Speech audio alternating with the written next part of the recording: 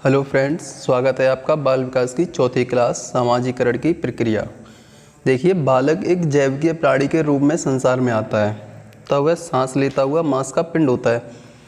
उसके अंदर किसी प्रकार के गुणों का कोई समावेश नहीं होता। वह ना तो सामाजिक होता है और ना ही असामाजिक और ना ही समाज विरोधी, लेकिन जन्म के बाद धीरे धीरे उसके आकार व मानसिक योग्यताओं में वृद्धि होती है। इसके अतिरिक्त बच्चे में संवेगात्मक नियंत्रण और सामाजिक कुशलता भी विकसित होती है।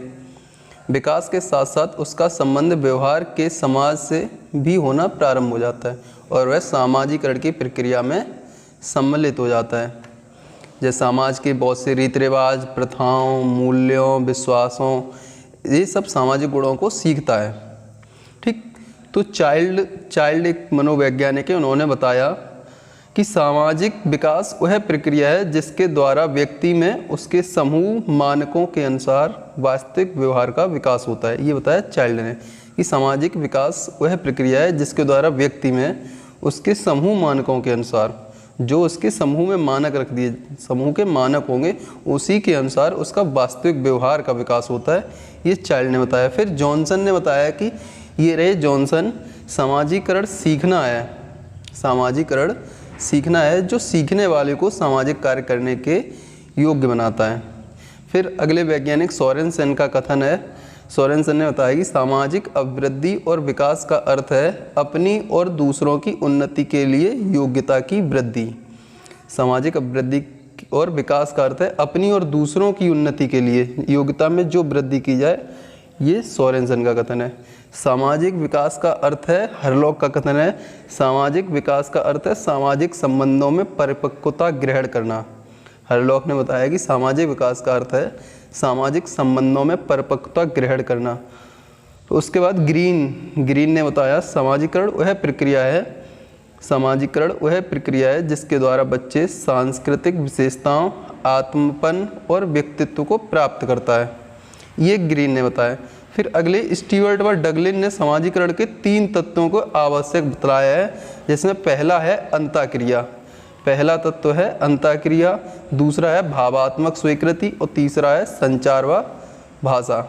अंतःक्रिया के दौरान मानव दूसरे व्यक्तियों के साथ सही व्यवहार करना सीखता है। अंतःक्रिया जो पहला तत्व बताया उन्होंने सामाजिकरण का, कि अंतःक्रिया के दौरान मानव दूसरे व्यक्तियों के साथ सही व्यवहार करना सीखता है। वह यह भी सीखता है कि किस प्रकार के व्यवहारों को सामाजिक स्वीकृति प्राप्त है और किस प्रकार का व्यवहार प्रतिबंधित है। सीखने का कार्य संचार व भाषा द्वारा आसानी से किया जाता है। भावात्मक वातावरण से सामाजिकरण शीघ्र होता है। इस प्रकार सामाजिक के तीनों तत्व बताए गए वो तीनों आवश्यक हैं। अब देखेंगे सामाजिकरण की प्रक्रिया की विभिन्न अवस्थाएं। सामाजिकरण प्रक्रिया की विभिन्न अवस्थाओं में पहला है शैशव काल में सामाजिक विकास। तो बालक के जन्म के बाद उसकी विभिन्न अवस्थाओं में सामाजिक विकास का अलग अलग ढंग से होता है। बालक में जो सामाजिक विकास होता है वो अलग अलग ढंग से होता है, अलग अलग अवस्थाओं में। तो पहली है शैशव काल। शैशव काल में सामाजिक विकास कैसे होता है? क्रो ने बताया कि जन्म के समय शिशु ना तो सामाजिक प्राणी होता है और ना ही असामाजिक, परंतु वह इस स्थिति में बहुत समय तक नहीं रहता है। जन्म के समय शिशु ना तो सामाजिक प्राणी होता है और ना असामाजिक, परंतु वह इस स्थिति में बहुत समय तक नहीं रहता। ये फोटो दिख रही है, इसमें ये क्रो एंड क्रो की। प्रथम माह में शिशु की क्या स्थिति होती है? अगर ये पूछा जाए प्रथम माह में शिशु की क्या स्थिति, तो शिशु साधारण आवाज़ों और मनुष्य की आवाज़ों में अंतर नहीं जानता प्रथम माह में। दूसरे माह में वह मनुष्य की आवाज़ पहचानने लगता है। वह दूसरे व्यक्तियों को देखकर मुस्कुराता है। दूसरे माह की स्थिति अगर पता करनी है तो दूसरे माह की स्थिति में वह मनुष्य की आवाज़ पहचानने लगता है और दूसरे व्यक्तियों को देखकर मुस्कुराता है। तीसरे माह में वह अपने माँ को पहचानने लगता है और उससे दूर होने पर रोने लगता है।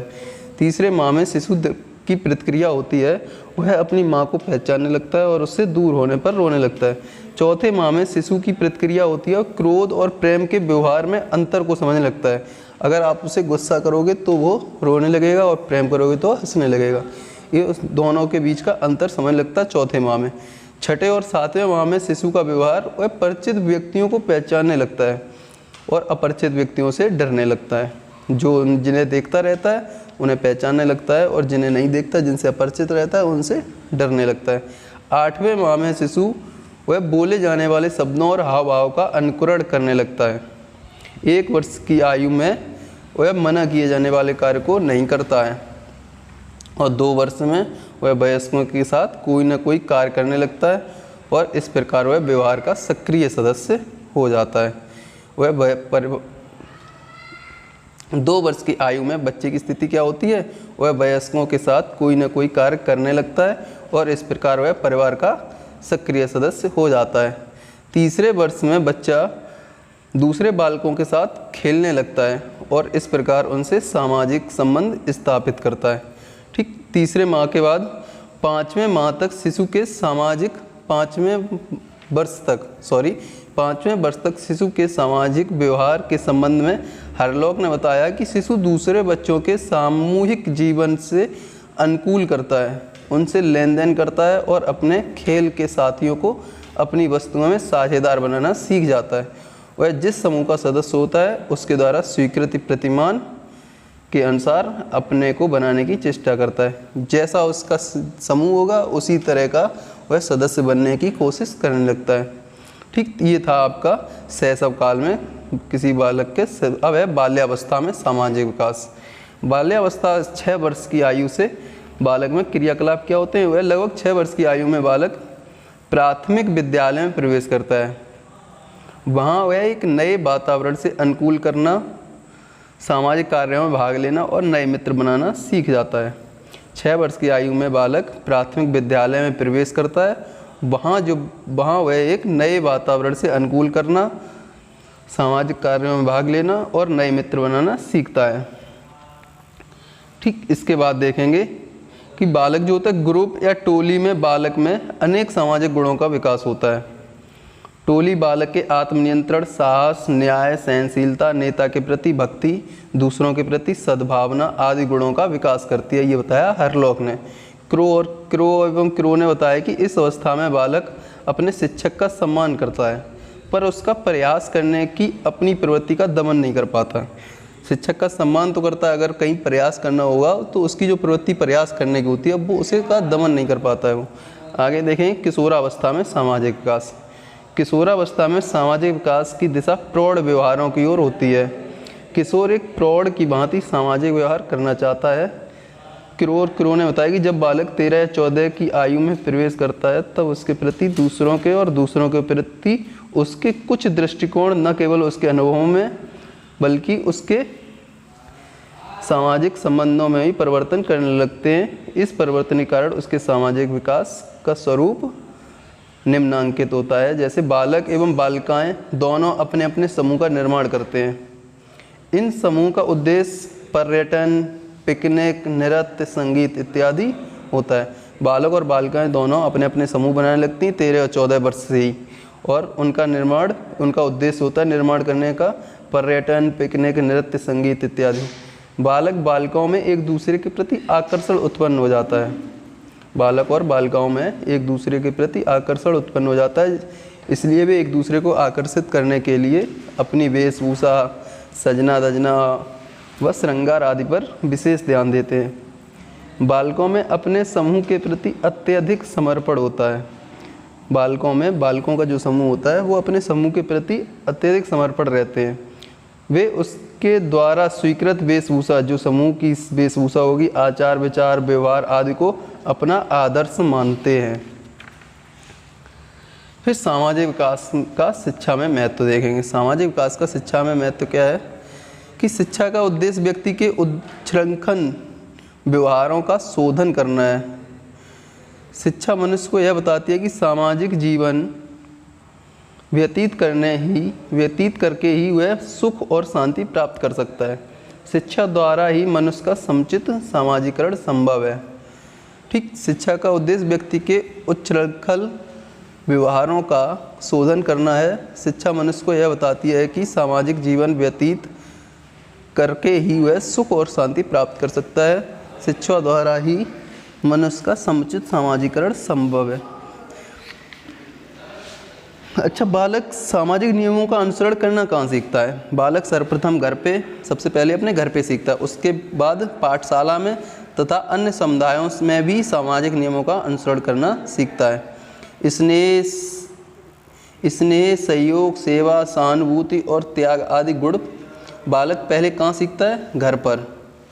स्नेह, सहयोग, सेवा और त्याग आदि गुण घर पर सीखता है और शिक्षा उसे इसका ज्ञान परोक्ष रूप में कराती है। बालक के सामाजिक व्यवहार में परिवर्तन शिक्षा के द्वारा आता है। जितनी अधिक शिक्षा होगी उतना ही उसका सामाजिक व्यवहार उतना ही अच्छा होगा। यदि माता पिता और शिक्षक सभ्य व व्यवहार पटु नहीं होते हैं तो बालक के सामाजिक व्यवहार पर क्या प्रभाव पड़ेगा? वह बालक सामाजिक विकास से पिछड़ जाता है। बालक का सामाजिक विकास पिछड़ जाता है। ठीक, ये आगे है। एक अध्ययन से ज्ञात हुआ कि स्कूल जाने वाले बच्चों का सामाजिक विकास और स्कूल न जाने वाले बच्चों के सामाजिक विकास से की अपेक्षाकृत कैसा होता है? अधिक उत्तम होता है। जो स्कूल जाते हैं उनका सामाजिक विकास अच्छा होता है, जो स्कूल नहीं जाते उनका उतना अच्छा नहीं होता। आजकल विद्यालयों में नागरिक शास्त्र और समाज शास्त्र का अध्ययन इसलिए कराया जाता है ताकि बालक सामाजिक सिद्धांतों से भलीभांति परिचित हो जाएं। जो विद्यालयों में नागरिक शास्त्र और समाज शास्त्र का अध्ययन कराया जाता है जिससे सामाजिक सिद्धांतों से भलीभांति परिचित हो जाएं। वास्तव में शिक्षा का उद्देश्य क्या है? बालक के व्यक्तित्व और सामाजिक जीवन का विकास करना। शिक्षा का वास्तविक उद्देश्य यही है, बालक के व्यक्तिगत और सामाजिक जीवन का विकास करना। गणतंत्रीय राज्य में शिक्षा का प्रमुख उद्देश्य क्या है? एक ऐसे समाज का निर्माण करना जिसमें व्यक्ति समानता, स्वतंत्रता और सहयोग के साथ रह सके। ठीक, गणतंत्रीय राज्य में शिक्षा का प्रमुख उद्देश्य यही है।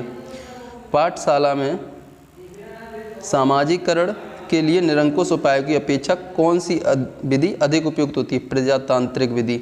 ये चीज़ याद रखना, पाठशाला में सामाजिकरण के लिए निरंकुश उपायों की अपेक्षा सबसे अधिक उपयुक्त विधि होती है, वो होती है प्रजातांत्रिक विधि। आगे देखेंगे, बालक का समुचित सामाजिकरण कब हो सकता है? जब वातावरण स्वाभाविक और प्रभावशाली हो। मारपीट, डराने, धमकाने की अपेक्षा बच्चों पर सहानुभूति और स्नेह का अच्छा प्रभाव पड़ता है, तभी समुचित सामाजिकरण हो सकता है। जब वातावरण स्वाभाविक और प्रभावशाली हो, उसे न मारपीट की जाए, न डराया जाए, न धमकाया जाए, बल्कि सहानुभूति और स्नेह से उसे समझाया जाए तो उस पर अच्छा प्रभाव पड़ेगा। ये तो बता चुके, पाठशाला में सामाजिकरण के लिए निरंकुश उपायों की अपेक्षा कौन सी विधि सबसे उपयुक्त होती है? प्रजातांत्रिक विधि।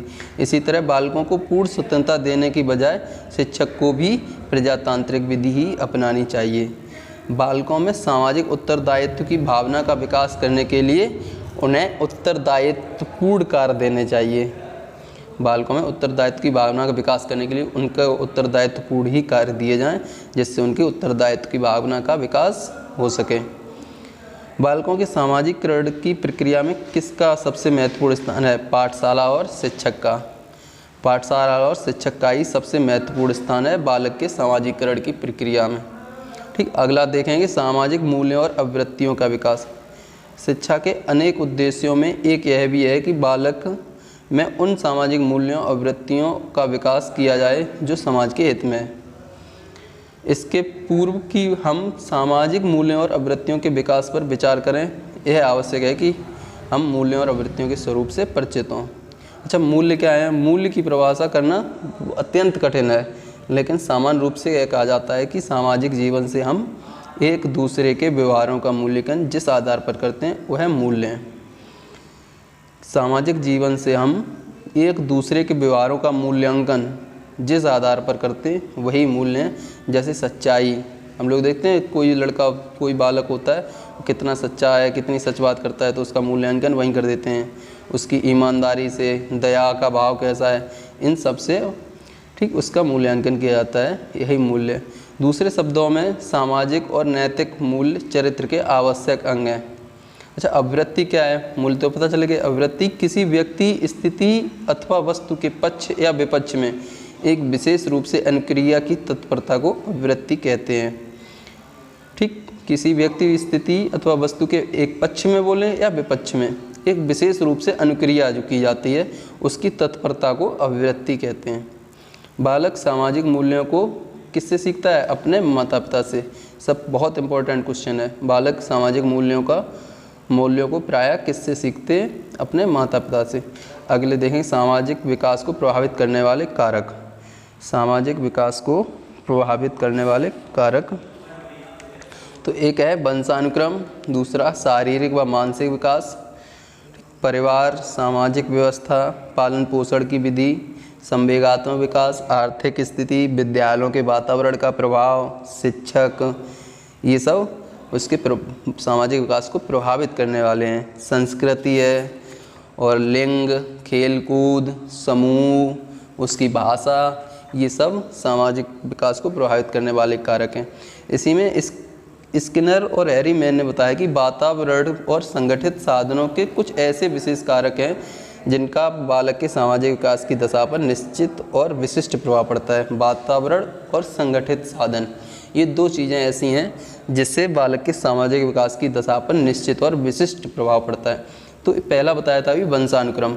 कुछ मनोवैज्ञानिकों का मत है कि बालक के सामाजिक विकास पर वंशानुक्रम की कुछ सीमा तक प्रभाव पड़ता है। इसकी पुष्टि में क्रो ने लिखा कि शिक्षा की पहली मुस्कान या उसका कोई विशिष्ट व्यवहार वंशानुक्रम से उत्पन्न होने वाला हो सकता है। ठीक, तो ये वंशानुक्रम है। वंशानुक्रम का शिक्षा सामाजिक विकास पर प्रभाव पड़ता है कि शिशु की पहली मुस्कान या उसकी विशिष्ट व्यवहार वंशानुक्रम से उत्पन्न होने वाला हो सकता है।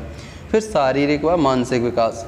शारीरिक व मानसिक विकास में क्या है? स्वस्थ और अधिक विकसित मस्तिष्क वाले बालक का सामाजिक विकास अस्वस्थ और कम विकसित मस्तिष्क वाले बालक की अपेक्षा कैसा होता है? अधिक।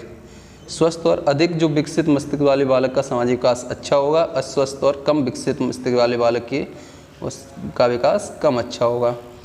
ठीक, सोरेनसन ने लिखा है कि जिस प्रकार उत्तम शारीरिक और मानसिक विकास साधारणतः सामाजिक परिपक्वता में योग देता है, उसी प्रकार कम शारीरिक और मानसिक विकास बालक की सामाजिकता की गति को मंद कर देता है। ठीक, ये बताया था सोरेनसन ने। फिर तीसरा पॉइंट है परिवार। सबसे पहले बालक का सामाजिकरण कहाँ होता है? परिवार में। परिवार के बड़े लोगों का जैसा आचरण और व्यवहार होता है, बालक वैसा ही आचरण और व्यवहार करने का प्रयत्न करता है। जिस परिवार के लोग अच्छे होंगे उस परिवार में बालक भी उन्हीं को देख के वो भी अच्छा होगा। ठीक, एलिस क्रो ने बताया कि बालक का विश्वास होता है कि यदि वह बड़े लोगों की भांति व्यवहार नहीं करेगा तो वह किसी न किसी प्रकार के उपहास का लक्ष्य बनेगा, तो वह बड़े लोगों जैसे ही व्यवहार करना प्रारंभ कर देता है। फिर सामाजिक व्यवस्था। सामाजिक व्यवस्था का बालक के सामाजिक विकास को एक निश्चित रूप और दिशा प्रदान करती है। सामाजिक व्यवस्था जो होती है बालक के सामाजिक विकास को एक निश्चित रूप और दिशा प्रदान करती है। फिर पालन पोषण की विधि। माता पिता द्वारा बालक के पालन पोषण की विधि बालक के विकास पर कैसा प्रभाव डालती है? माता पिता द्वारा बालक के पालन पोषण की विधि बालक के विकास पर कैसा प्रभाव डालती है? बहुत गहरा प्रभाव डालती है। जैसे समानता के आधार पर पाला जाने वाला बालक कहीं भी हीनता का अनुभव नहीं करता। अगर किसी बालक को समानता के आधार पर पाला जाए तो वो कहीं भी रहे अपनी हीनता का अनुभव नहीं करेगा। और लाड़ से पाला जाने वाला बालक दूसरे बालकों से दूर रहना पसंद करता है। अतः दोनों का सामाजिक विकास दो भिन्न दिशाओं में होता है। फिर है संवेगात्मक विकास। बालक के सामाजिक विकास का एक महत्वपूर्ण आधार होता है उसका संवेगात्मक विकास। क्रो ने बताया संवेगात्मक और सामाजिक विकास साथ साथ चलते हैं। इंपॉर्टेंट क्वेश्चन है, इसे नोट कर लो। क्रो ने बताया संवेगात्मक और सामाजिक विकास साथ साथ चलते हैं। फिर आर्थिक स्थिति। आर्थिक स्थिति का सामाजिक विकास पर भी प्रभाव पड़ता है। जैसे माता पिता की आर्थिक स्थिति का बालक के सामाजिक विकास पर उचित या अनुचित प्रभाव पड़ता है। जैसे आप उदाहरण ले लीजिए, धनी माता पिता के बालक अच्छे माहौल में रहते हैं, अच्छे विद्यालयों में पढ़ते हैं, स्वाभाविक रूप से ऐसे बालकों का सामाजिक विकास निर्धन माता पिता के बच्चों की तुलना में कहीं अधिक उत्तम होता है। निर्धन माता पिता के बच्चे उस तरह से उन विद्यालयों में नहीं पढ़ सकते हैं जहाँ जिस तरह धनी माता पिता के बालक पढ़ते हैं, तो उनका विकास सामाजिक विकास वहीं पिछड़ जाता है धनी बालकों की अपेक्षा। ठीक, विद्यालय के वातावरण का प्रभाव। विद्यालय के सामाजिक दृष्टि से परिवार के बाद सबसे अधिक महत्वपूर्ण स्थान होता है विद्यालय का।